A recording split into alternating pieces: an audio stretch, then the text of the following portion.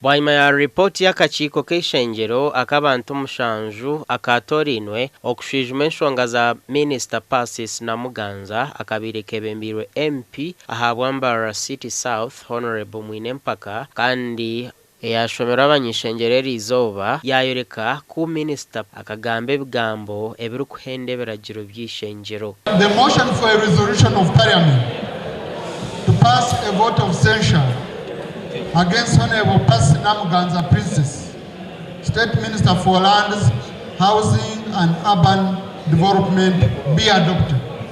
I vote yes. I vote yes.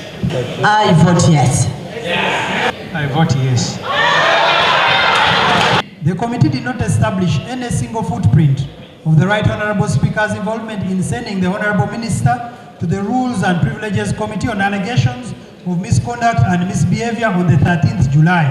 Na bwanyuma ya report eji habaho kuhana magezi kandi abany'eishengyero bashaba ku Minisita bingwa ahabo korese bigambo ebitakuhisha kitinisa. Right Honorable, I vote yes. I vote yes. I vote yes. And I vote yes. Bwanyuma abany'eishengyero bagamba habwenki babinga Minisita Namuganza aba bajangwa agenda yejemicwe kandi kibe cyo kweka ahabanda barikwetwaza kubi.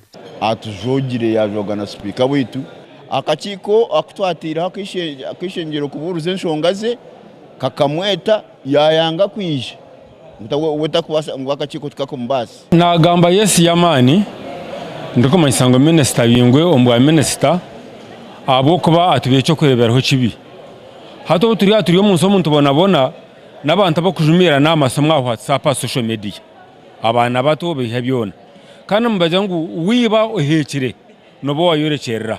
Mbwenu Honorable Princess kuyabuzire kuratira ebiragire ebyo kuyabuzire kutwaza nko mukazi kuyabuzire kutwaza nko mwebembezi ahari to yatushwaza ekyamani ekibafana Minisita ninge kitwafana Minisita nakajogano abo kuba Minisita nagira ngo abakakiiko abintu bamburuzaho tubara kumwenda na bamwanga mbwene rizoba house yona yabeshitami erimwe abashija erimwe abakazi erimwe minyeto omuntu wana yabarumu gwaguryo mugishagwe kwija akehozaho rero tukamusharo rubanja ngo rwamusinga ninga turwamusinga so okubara ko kwija cyayoreka akajogano to kubaza kubora Minisita orumemba wa Parliament kandi oriyo nozoga Parliament nicyo kurebera buri umwe no wabaryaha batera akaruru kumwihamu ninjangwa batamuteraniga batanu bonga. Speaker naija kuhandikira President wihanga arukumanyisa nko Minisita we yabingwa kandi President acwemu ecyahamuheru.